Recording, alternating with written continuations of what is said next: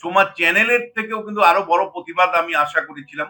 যতটা প্রতিবাদ আমি দেখলাম সেটাতে আমি কিন্তু একটু হতাশই বলবো। সেখানে অভিষেক বন্দ্যোপাধ্যায় খবর নিয়েছেন সেটা ব্রেকিং নিউজ হচ্ছে। সোমার যেভাবে অত্যাচারিত হলো অন্যায়ভাবে সেইটা সমাজের নানা বর্গের মানুষের সাথে কথা বলে সেটাকে বিল্ড আপ করা, সেটাকে নিয়ে স্ট্রংলি প্রতিবাদ করা, সেইটা কিন্তু আমি সত্যি তোর চ্যানেল ২৪ ঘন্টার মধ্যে দেখতে পেলাম না।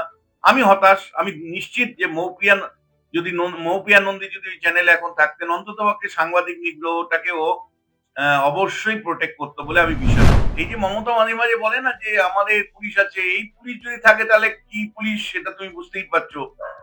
এবং একটা মব থেকে পুলিশ একজন সাংবাদিক নিগ্রহ থেকে রক্ষা করতে পারছেন না মহিলা সাংবাদিক। সেই পার্থকে যেভাবে আজকে নিগ্রহ করা হয়েছে, অত্যাচার করা হয়েছে, পুলিশ দেখেও কিছু ব্যবস্থা নেয়নি। এরকম একটা পরিস্থিতি কিন্তু আমি বলছি পশ্চিমবাংলায় অন্ধকারের বা জঙ্গলের শাসন ব্যবস্থা যে চলছে সেটা আরো পরিষ্কার হয়। স্যার কার্যত বেলডাঙ্গা একেবারে অগ্নিগর্ভ হয়ে উঠেছে এবং সেখানে খবর সংগ্রহ করতে গিয়ে একেবারে গণতন্ত্রের চতুর্থ স্তম্ভ সাংবাদিকতা, সেই সাংবাদিক আক্রান্ত। প্রথমে জি ২৪ ঘন্টার সাংবাদিক এবং আজকে সকালেই একেবারে এবিপি আনন্দ সাংবাদিক। কিভাবে দেখছেন এই বিষয়ে? না, খুব চিন্তিত এই কারণেই যে ধারাবাহিকভাবে সাংবাদিক নিগ্রহ পশ্চিমবাংলার একটা সংস্কৃতিতে দাঁড়িয়েছে। তৃণমূল কংগ্রেস শাসনকালে হয় তুমি আমার লোক হবে, অর্থাৎ শাসক দলের সাংবাদিক হবে, আর না হলে তুমি যদি শাসক দলের সমালোচনা আলোচনা বা ভুল ত্রুটি বিচ্যুতি তুলে ধরা যেটা সাংবাদিকদের কাজ সেটা যদি তুমি করতে যাও তাহলে তোমাকে মারধরের সম্মুখীন হতে হবে, মামলার সম্মুখীন হতে হবে, জেলবন্দি হতে হবে, অথবা মব এসে তোমাকে যথেচ্ছভাবে অপমানিত করবে, মারধর করবে, কোনো একটা চ্যানেলের নাম বলে বা তোমার হাউসের নাম বলে তোমাকে নানাভাবে বিব্রত করবে। এইটা একটা কালচার বলা যায় যে এটা কিন্তু ভাবার মানে ধরো এটা তো নতুন করে হলো গতকাল তা নয়। সোমা মাইতি আজকে সাংবাদিক নয়, বহু আমরা যখন বিশ্লেষণের কাজ শুরু করি তার কিছু সময় পর থেকেই সোমাকে আমি দেখছি, মুর্শিদাবাদে পরিচিত মুখ। তারপরেও সোমাকে যেভাবে মানে মারধর করা হলো এবং পুলিশ তাকিয়ে দেখলো, এটা আমার কাছে বিস্ময় যে ও মানুষের মানে পুলিশের হেল্প চাইছে, পুলিশ হেল্প দিচ্ছে না, বলছে আপনাদের ভ্যানে অথবা আপনাদের গাড়িতে আমাকে ঢুকিয়ে দিন, সেটাও ঢোকাতে চাইছে না। এবার সব মিলে কিন্তু আমি তোমায় বলছি এই যে মমতা মাঝে মাঝে বলে না যে আমাদের পুলিশ আছে, এই পুলিশ যদি থাকে তাহলে কি পুলিশ সেটা তুমি বুঝতেই পারছো। এবং একটা মব থেকে পুলিশ একজন সাংবাদিক নিগ্রহ থেকে রক্ষা করতে পারছেন না মহিলা সাংবাদিক। এবং কালকে সোমাকে যেভাবে মারা হয়েছে, অত্যাচার করা হয়েছে, এটা নারী নিগ্রহ দিক জায়গা থেকে দেখার সুযোগ আছে। মানে আমি বলছি যে পশ্চিমবাংলায় মহিলারা যে নিরাপদ নয় সেটা গতকালের ঘটনা দিনের আলোর মতন পরিষ্কার হলো। অর্থাৎ তুমি মধ্যযুগের মতন ঘরে থাকো ভাই, মেয়েরা আবার সাংবাদিক কেন, মেয়েরা আবার সরকারকে প্রশ্ন করে কেন, এ তো পুরুষদের কথা, পুরুষরা প্রশ্ন করবে। পিতৃতান্ত্রিক সমাজের যে বার্তাটা সেটা প্রতিনিয়ত পশ্চিমবাংলাতে বিভিন্ন জায়গায় দেওয়া হচ্ছে, শাসক দলের তরফ থেকেও দেওয়া হচ্ছে যে পুরুষ হলে তুমি একরকম, মহিলা হলে আরেক রকম। তাহলে মহিলারা আবার প্রশ্ন করে, মহিলারা আবার ওই ভেতরে ঢোকে। মমতা বন্দ্যোপাধ্যায়ের ভাষায় যদি বলি যে ওই ভেতরে ঢোকা কেন, ওই ইয়ের বড় জমায়েতের ভেতরে ঢুকে গেছো কেন, প্রশ্ন করছো কেন, তোমার প্রোটেকশনের জায়গা কোনো নিশ্চিত করবার দায় নেই পুলিশের। এটাতেও মানে সোমার ক্ষেত্রে দুঃখজনক। এবং সোমার ক্ষেত্রে আমি আরেকটা জিনিস বলবো, সোমা চ্যানেলের থেকেও কিন্তু আরো বড় প্রতিবাদ আমি আশা করেছিলাম। যতটা প্রতিবাদ আমি দেখলাম সেটাতে আমি কিন্তু একটু হতাশই বলবো। সেখানে অভিষেক বন্দ্যোপাধ্যায় খবর নিয়েছেন সেটা ব্রেকিং নিউজ হচ্ছে। সোমার যেভাবে অত্যাচারিত হলো অন্যায়ভাবে সেইটা সমাজের নানা বর্গের মানুষের সাথে কথা বলে সেটাকে বিল্ড আপ করা, সেটাকে নিয়ে স্ট্রংলি প্রতিবাদ করা, সেইটা কিন্তু আমি সত্যি তোর চ্যানেল ২৪ ঘন্টার মধ্যে দেখতে পেলাম না। আমি হতাশ। আমি নিশ্চিত যে মৌপিয়া নন্দী যদি ওই চ্যানেলে এখন থাকতেন অন্ততপক্ষে সাংবাদিক নিগ্রহটাকেও অবশ্যই প্রোটেক্ট করতো বলে আমি বিশ্বাস করি।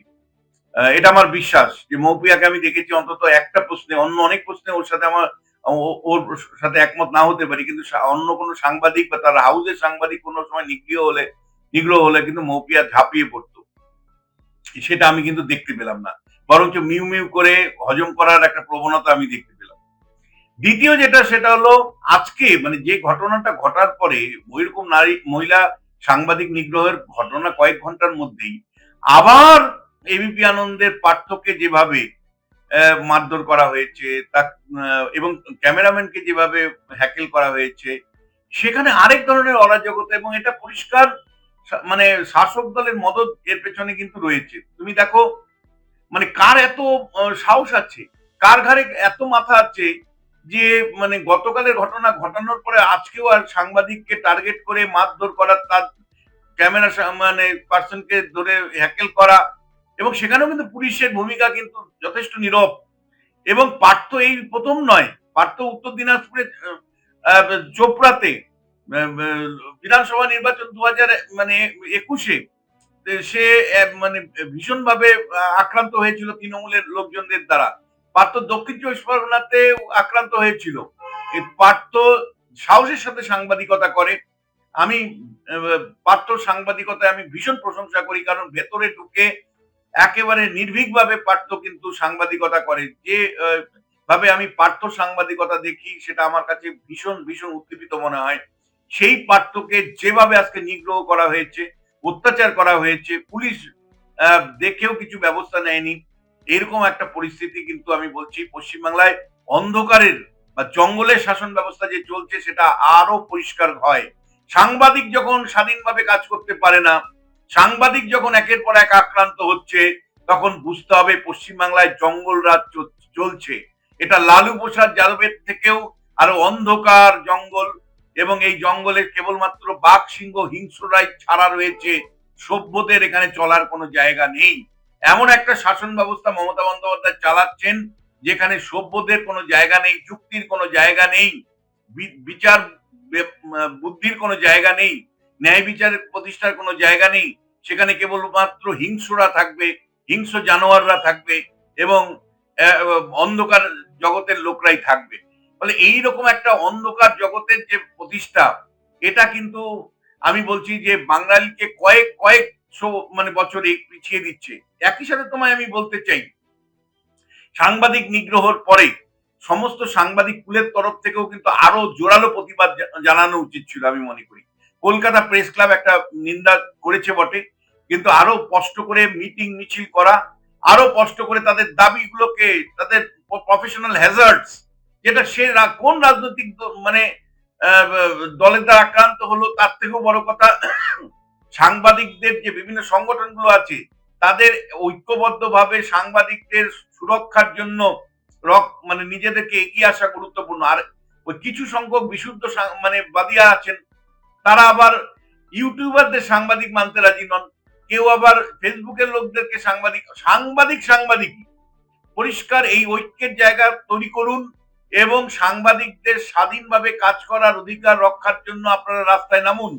নিজেদের অধিকার রক্ষায় যদি আপনারা পিছিয়ে থাকেন, আগামী দিন কিন্তু পেশাটাই অস্তিত্বহীন হয়ে পড়বে, এই পেশাই থাকবে না। এই পশ্চিমবাংলায় বিধাননগর পুরসভা নির্বাচনে দেখেছে মানুষ, একদিনে 14 জন সাংবাদিক মার খেয়েছিল তৃণমূলের হাতে। 14 জন সাংবাদিক বিধাননগর পুরসভা নির্বাচনে একদিনে মার খেয়েছিল। ধারাবাহিকভাবে প্রকাশ কতদিন যে মার খেয়েছে তার কোনো ইয়াত্তা নেই। এখানে ইউটিউবারদেরকে জেলবন্দি করা হয়। শফিকুল তার বউ জেলবন্দি ছিল 3 মাসের উপরে, সন্ময় ব্যানার্জি জেলবন্দি ছিল, রোজিনা রহমানকে যেভাবে একের পর এক মামলা দিয়ে জড়িত করে দিয়ে দেওয়া হয়েছে। এখানে তুমি যদি তৃণমূল বা শাসক দলের বাইরে গিয়ে কোনো রিপোর্টিং করো, তুমি যদি কোনো সাংবাদিকতার কাজ করো, তাহলে তোমার জীবন বিপন্ন, তোমার জীবিকা বিপন্ন, তুমি এমন একটা পরিস্থিতির মধ্যে পড়বে যে কার্যত তুমি অনেকেই কিন্তু মানে এই পেশা ছেড়ে দিতে বাধ্য হচ্ছে শুধুমাত্র শাসক দলের রক্তচক্ষুর চাপে এবং প্রোটেকশন না পেয়ে। ফলে পরপর দুদিন দুটো সাংবাদিক, একদিন সোমা, দ্বিতীয় দিন এবিপি আনন্দের পার্থকে যেভাবে ইয়ে করা হয়েছে, হেনস্থা করা হয়েছে, যেভাবে মারধর করা হয়েছে, রক্তাক্ত করা হয়েছে, তার তীব্র নিন্দা আমি করছি। স্যার একেবারেই শেষ প্রশ্ন। এর আগে বাম আমলের যে ৩৪ বছরের শাসন আমরা দেখেছি এবং বর্তমানে এই সরকারের শাসনও আপনি দেখছেন। বাম আমলও দেখেছেন, এই সরকার কোন সময় গণতন্ত্রের স্বাধীনতাটা বেশি ছিল বলে আপনার মনে হয়? দেখো মানে বামেরা প্রথম 10টা বছর ভালো শাসন করেছিল। প্রথম 10টা বছর মানে 1977 সাল থেকে যদি বলি, তাহলে 87 সাল এই সময়টা বামেরা তুলনামূলক বেটার শাসন করেছিল। মানে অন্ততপক্ষে সংবাদ মাধ্যমের স্বাধীনতার প্রশ্নে। কিন্তু বামেরাও কিন্তু মনে রাখবে সংবাদ মাধ্যমের স্বাধীনতায় বিশ্বাসী ছিল না। মানে এটা আমি খুব পরিষ্কার করে বলতে চাই তোমাকে যে বাম আমলেও কিন্তু আমার চোখের সামনে এই দমদমে পুরসভা নির্বাচন কভার করতে এসে কিভাবে একের পর এক খবর এখনের সাংবাদিকদেরকে, সুমনদের থেকে শুরু করে একাধিক সাংবাদিককে কিভাবে হেকেল করা হয়েছিল, মারধর করা হয়েছিল। বিভিন্ন জায়গায় তুমি যদি মানে শাসক দলের বিরুদ্ধে লিখতে তখন কিন্তু হ্যাকেল ছিল, ছিল না তা নয়। কিন্তু তৃণমূল যেন মানে বামেরা যেখানে ছেড়ে দিয়ে এসছে তৃণমূল যেন সেখান থেকে শুরু করেছে। মানে আমরা দেখো সংবাদ মাধ্যমের স্বাধীনতা কোনো শাসকই পছন্দ করে না, যে যত গণতন্ত্রের কথা বলুন। ইন্দিরা গান্ধী গণতন্ত্রের কথা বলতেন, সেই ইন্দিরা গান্ধী যখন জাতীয় ইমার্জেন্সি জারি করেছিলেন তখন কোনো সাংবাদিকের স্বাধীনতা ছিল? ভারতবর্ষের সংবাদ মাধ্যমে সবচেয়ে অন্ধকার দিন হলো ইমার্জেন্সির সময়। সেই ইমার্জেন্সির সময় তুমি কি লিখছো সেটা আগে অ্যাপ্রুভ হবে সরকারের কাছে, তারপরে ছাপানো হতো। গৌরকিশোর ঘোষের মতন বরেণ্য মানুষকে জেল খাটতে হয়েছে, বরুণ সেনগুপ্তদেরকে জেল খাটতে হয়েছে।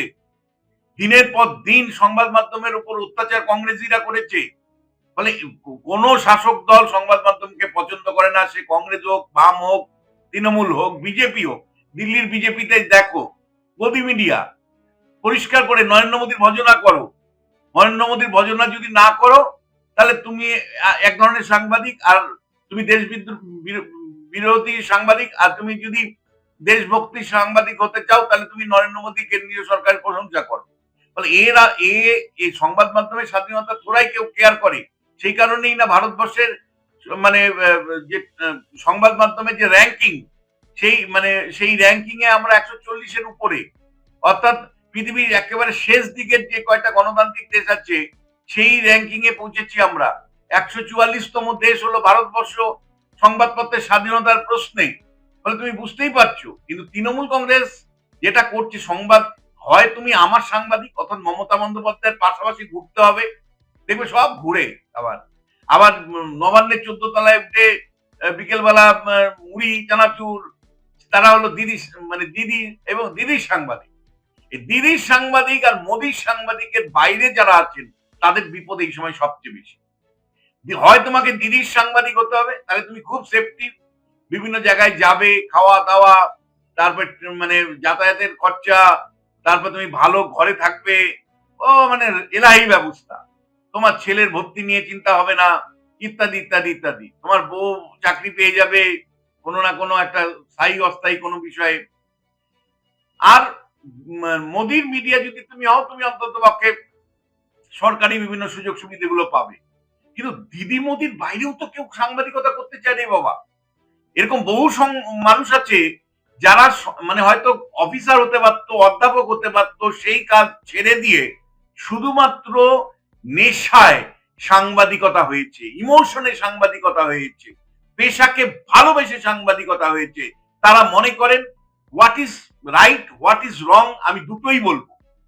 ভালোটাও বলবো, খারাপটাও বলবো, সঠিকটাও বলবো, বেঠিকটাও বলবো, সমালোচনাও করব, গঠনমূলক জায়গা যদি থাকে সেটাকে তুলে ধরবো। এইরকম যারা সাদাকে সাদা, কালোকে কালো বলে সাংবাদিকতার জগতে থাকতে চান, তাদের আজকে চরম বিপদের দিন। কারণ তারা হয় দিদি মিডিয়া অথবা মোদি মিডিয়ার চাপে পড়ে তাদের স্বাধীনতা কার্যত বিপন্ন। আর এই দিদি মিডিয়ার বা দিদির যে সাংবাদিক বাইরে যারা আছেন পশ্চিমবাংলায়, তারা কিন্তু যখনই আমি দেখছি মানে স্বাধীনভাবে সংবাদ মাধ্যমে কাজ করতে চাচ্ছেন, তখন তারা কিন্তু আক্রান্ত হচ্ছেন। এই বেলডাঙ্গার ঘটনার আক্রান্তর পেছনেও কিন্তু ওই একই গল্প আছে, যে স্বাধীনভাবে তোমাকে আমি তথ্য সংগ্রহ করতে দেব না। সেই রোষেই কিন্তু সোমার উপরে আক্রমণ, সেই রোষেই কিন্তু এবিপি আনন্দের পার্থর উপর আক্রমণ।